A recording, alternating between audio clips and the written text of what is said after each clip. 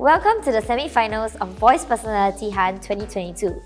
My name is Samantha and I'll be your host for VPH semi-finals.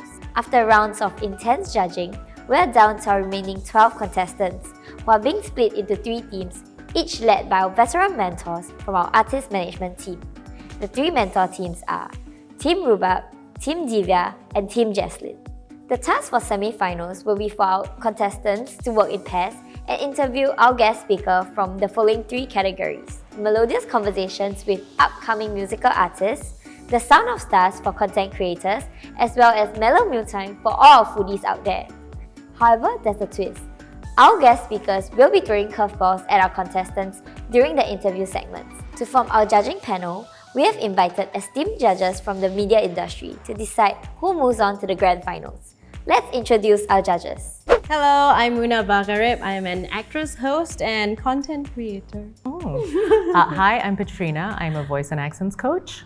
Hi, I'm Josh, and I am a fan of the 2 of them. That's why I'm actually here now. I'm a radio DJ. I work at Kiss 92. Here's what happened. Hi everyone, and welcome to Nate, where we talk about topics close to our hearts and sometimes our mouths. I'm Shema. And I'm Calvin, and you're watching the VPH 2022 semi-finals. Well, Shema, it's week 6, and I'm dying. I got quizzes, I got assignments, and I got group projects. I know. Honestly, same. Calvin, you know the phrase, it gets better with time? Yeah?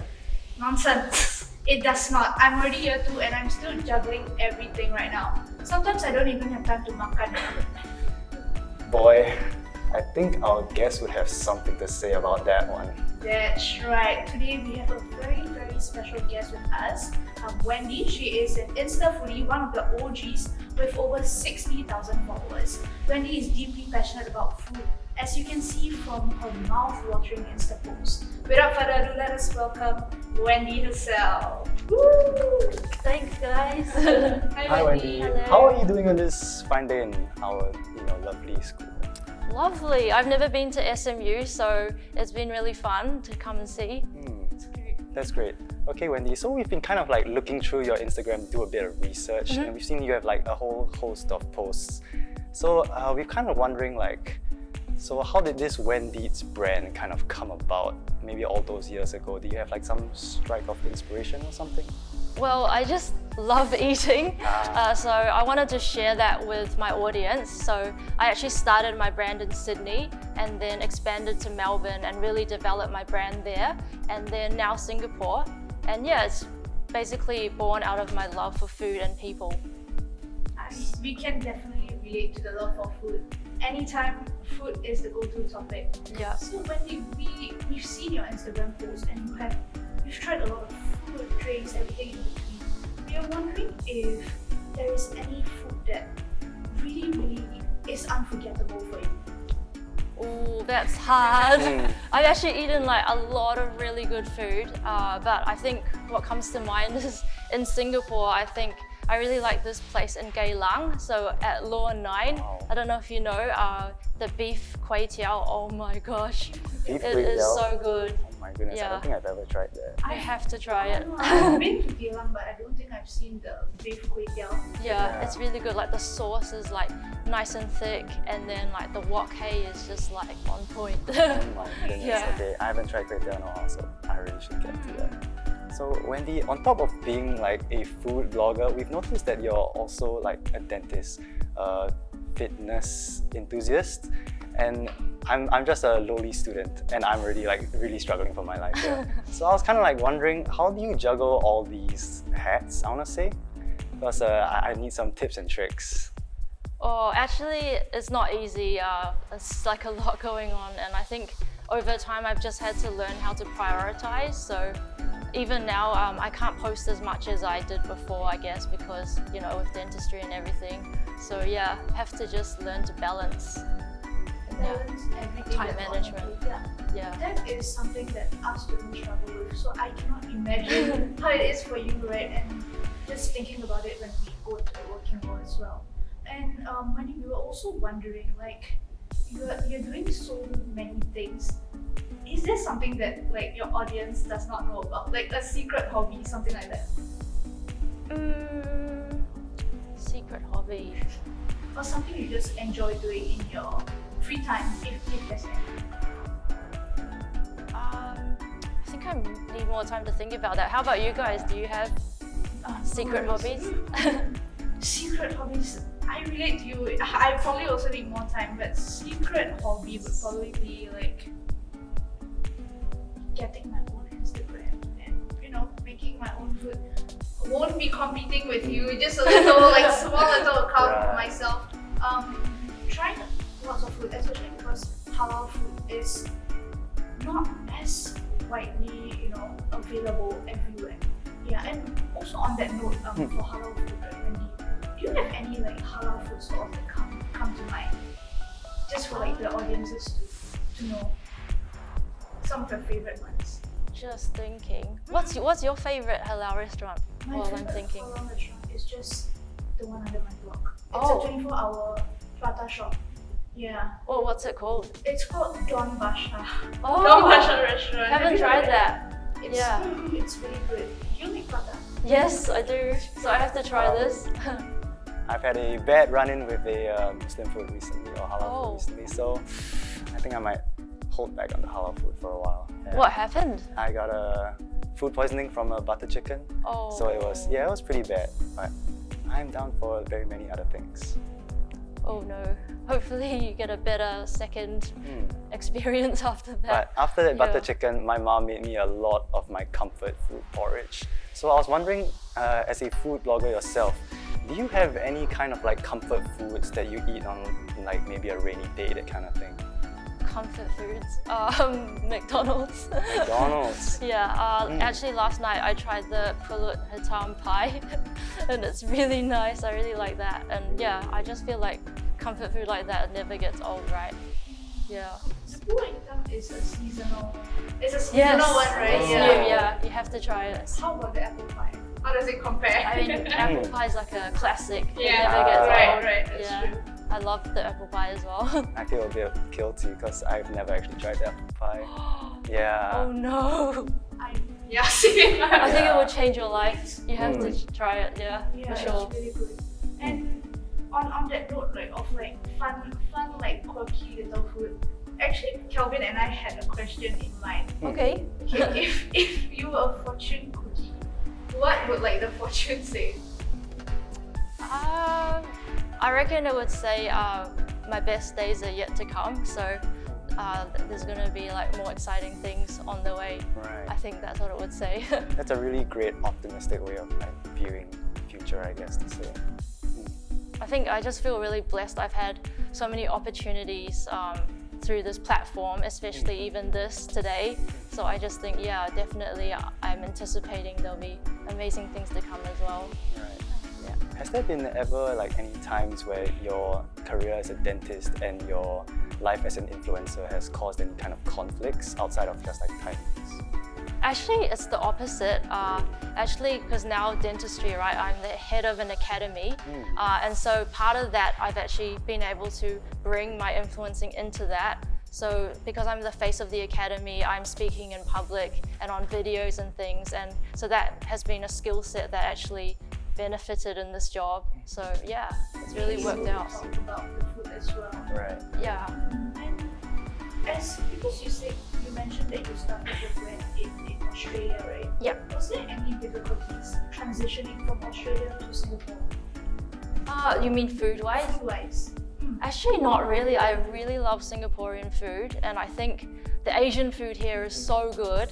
So I've just loved every minute ever since I came. I'm just I love the food here. Right. Yeah. But we're such a small island, right? Compared to Australia, do you feel are there ever times where you feel it's a bit restricted? There aren't as many options as I would like there to be. Options-wise, I think there's a lot of options, but I think maybe two things they can improve on here is brunch food, because coming from Melbourne, brunch food is so good there, and coffee. I think, yeah, I miss Melbourne coffee. Yeah. Right. On top of these foods from Australia, I think I've read in your bio that you're also Taiwanese. Yes, totally. Yes. Is there any particular Taiwanese kind of cuisine or food that you miss? I I mean, I miss all of the food in Taiwan, but I found some good places here, like Taiwanese places, like Eat 3 Bowls I really like. Have you tried that?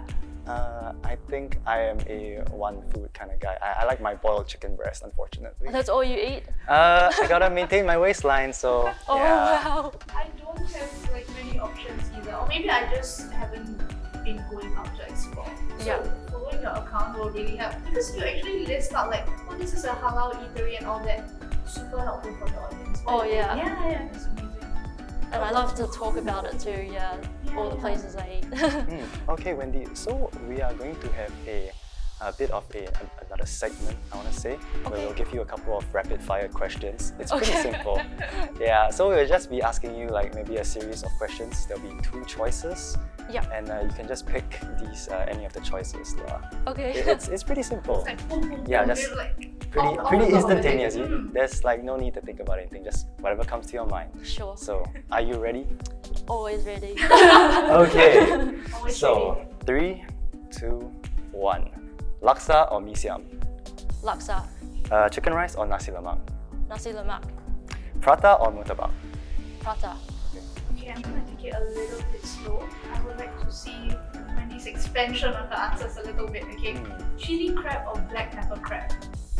Oh, black pepper crab. It's not exactly Singapore's like main Main chili crab dish? is right, but not Yes. black pepper. But you prefer that, is it? Yeah, I think so. I like of the black pepper crabs I've had. I think it's been really good. Right? Yeah, I agree. Something different.